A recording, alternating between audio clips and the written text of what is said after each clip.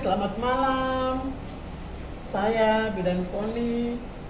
Malam pada kesempatan ini saya akan memperlihatkan atau mempraktekkan bagaimana cara pemeriksaan fisik pada pasien.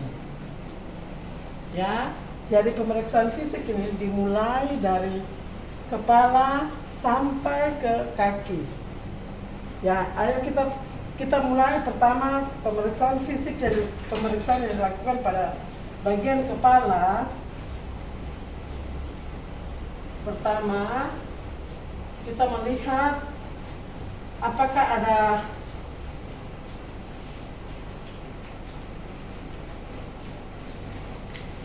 luka atau ketombe atau ada kelainan pada kulit kepala. Itu harus kita perhatikan, ya. Sudah itu, apakah ada rambut yang rontok waktu dipegang? Apakah ada rambut yang rontok?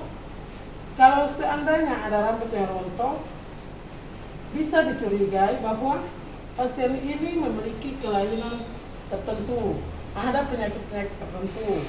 Kemudian dilihat apakah warna rambut berubah.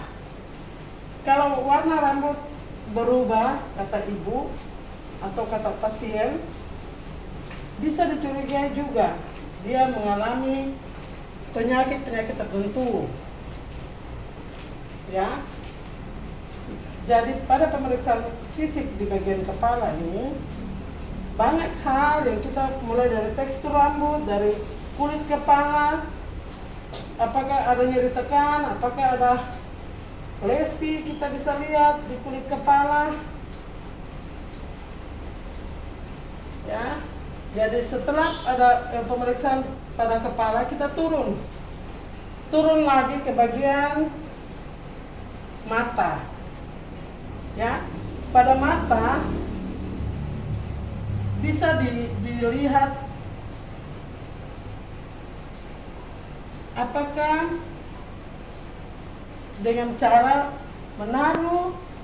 meletakkan ibu jari pada bagian kelopak mata bagian bawah, kita melihat apakah keadaan konjungtiva, bagaimana keadaan konjungtivanya, warna apa, kalau pucat, kemungkinan ibu kekurangan darah, atau bisa kemungkinan kalau pucat bisa anemi. Kalau warna yang sehat atau tidak ada warnanya merah muda. Ya. Sudah itu di bagian atas, kelopak atas, pasien disuruh arahkan ke bawah, melihat ke bawah. Warna bola mata, kornea, kita perhatikan warna apa.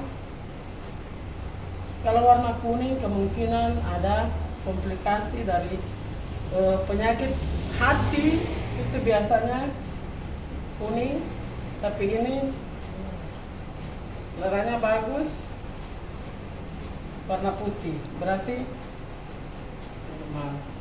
Ya, begitu juga di bagian mata sebelahnya. Jadi dilihat cara meletakkan jari, ibu jari di bawah kelopak mata bagian bawah dan satunya di bagian atas. Ya, jadi tidak bisa dibuka dua-dua satu kali begini, satu persatu bagian bawah. Kalau pada pemeriksaan bagian bawah, pasien dianjurkan untuk melihat ke atas, ya. Sedangkan kalau berganti pada waktu pemeriksaan bagian atas, pasien dianjurkan untuk melihat ke bawah. Oke. Kalau sudah mendapat hasil, kita lanjutkan ke bagian telinga.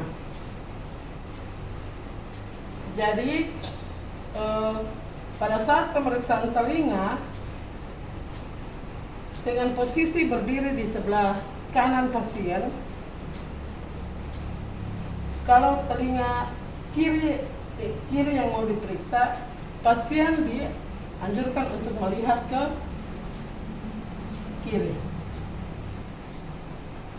Ya. Bagian kanan pasien mau diperiksa, pasien dianjurkan ke kiri. Ya. Pemeriksaan telinga, kalau pada telinga orang dewasa biasanya tarik ke atas dan ke belakang, dibawa ke belakang.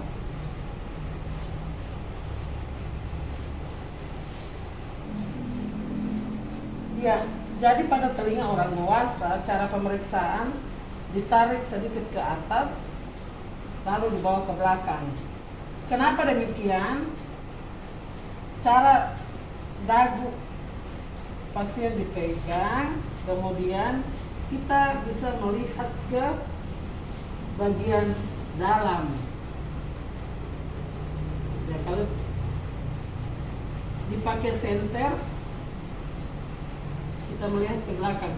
Kenapa bagian telinga ditarik ke atas dan ke belakang? Supaya lurus, terlihat sampai ke dalam, ya, terlihat sampai ke rongga telinga bagian dalam bisa kelihatan. Oke, nah demikian juga untuk telinga bagian kiri. Berarti pasien dianjurkan untuk menoleh ke kanan. Ya, jadi sama, baru ke atas, baru dilihat. Oke, sekarang kita lihat bagian hidung. Hidung pasien, caranya jari tengah, ibu jari menekan ujung hidung, tarik ke atas supaya bisa dengan mudah bisa melihat apa yang dilihat di dalamnya, apakah ada polip ataukah ada pembengkakan pada rongga hidung, dan kalau ada sekret yang dicurigai yang sampai berwarna hijau atau kuning. Nah, kalau tidak ada, berarti tidak ada. Sudah itu kita tekan, ya. Sekarang untuk inspeksi, kemudian kita turun ke bagian mulut. Ya, ibu dianjurkan membuka mulut. Kita melihat keadaan gigi, kemudian kebersihan lidah. Ya, kita bisa melihat kalau ada keluhan dari pasien, bisa menggunakan tone spatel untuk menekan area bagian dalam dari pangkal lidah supaya bisa melihat apakah ada tonsil ataukah ada iritasi bagian tonsil dan sebagainya. Ya, oke. Sudah itu kita turun sampai ke bagian dada. Ya. Pada area dada yang harus diperhatikan, apakah ada kelainan kalau pada wanita, apakah ada kelainan pada puting susu, walaupun masih gadis, itu juga harus diperhatikan. Apakah ada benjolan, bisa dilakukan pemeriksaan sendiri dengan mengangkat tangan kiri pada saat pemeriksaan payudara bagian kiri. Tangan kiri dibawa ke atas dan memeriksa. Palpasi apakah ada benjolan, apakah di sekitar puting susu, ada kelainan atau tidak. Nah, dilakukan yang sama, hal yang sama pada payudara yang sebelah kanan. Berarti tangan kanan dianjurkan diletakkan ke atas supaya dengan mudah bisa memeriksa. Ya. Oke. Tadi terlewat, jadi sebelum dari mulut tadi kita turun ke bagian leher. Pada bagian leher ini banyak hal juga bisa dilihat di sini, bahwa apa yang bisa kita perhatikan di sini yaitu apakah ada pembesaran kelenjar tiroid atau tidak. Ya, dengan cara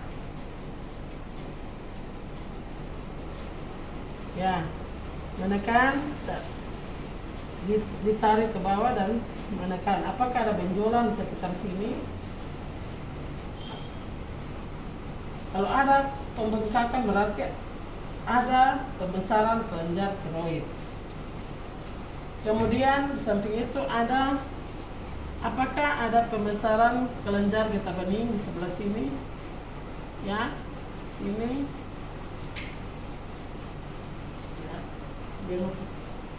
Ya, pasien dianjurkan kayak ini. Di sini bisa dilihat apakah ada infeksi pada kelenjar parotis.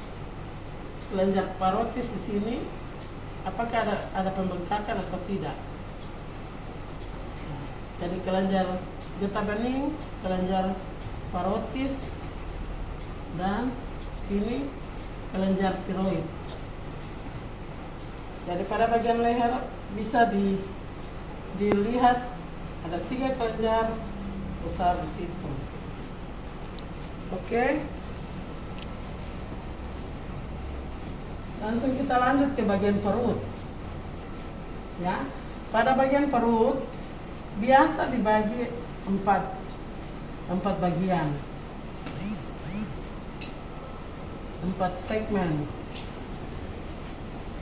Kiri, segmen kanan, kiri atas, kanan atas, kiri atas, kiri bawah, dan kanan bawah. Bagi 4. Ya. Iya. Sebelum turun ke bawah, kita lakukan pemeriksaan pada ekstremitas atas, lengan bagian atas,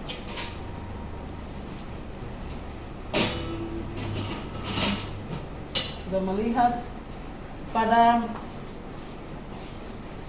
bisa dilihat dari bagian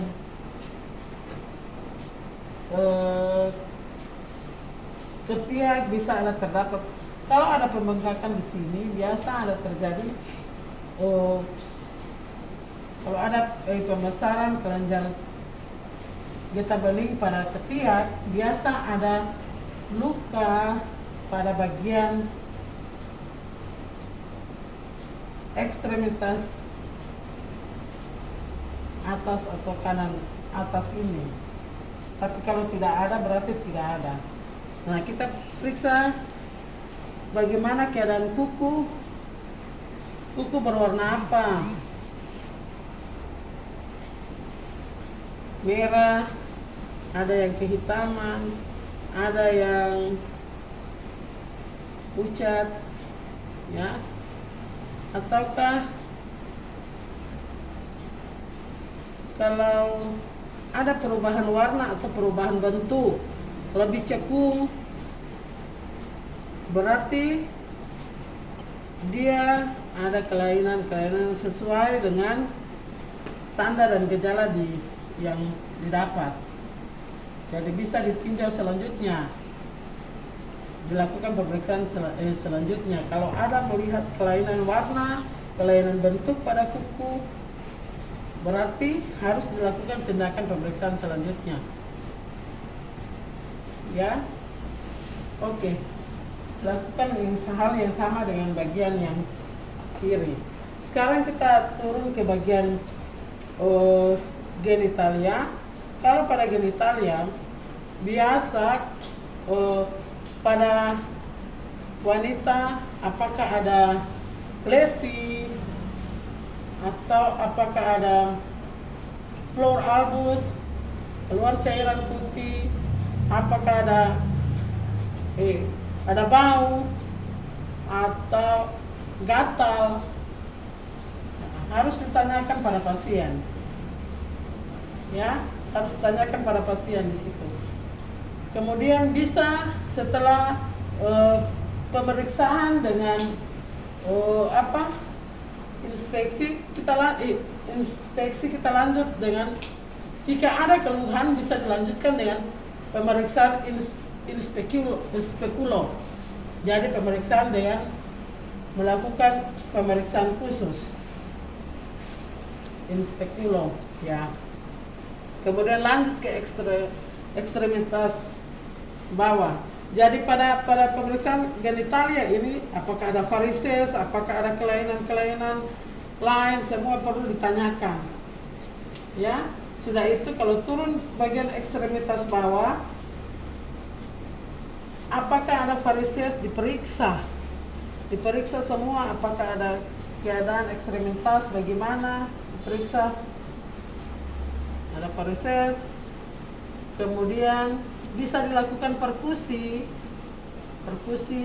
pada patella, ya, sampai ke bagian kaki. Apakah ada kelainan fungsi atau tidak, bisa bergerak atau tidak, warna kuku juga diperhatikan. Oke. Ya. Sampai di sini dulu. Jika ada pertanyaan boleh dilanjutkan nanti. Hubungi WA saya nanti, yang nanti ditercantumkan. Bisa konsultasi kembali. Oke teman-teman, terima kasih sudah menonton video saya, video perdana ini. Jangan lupa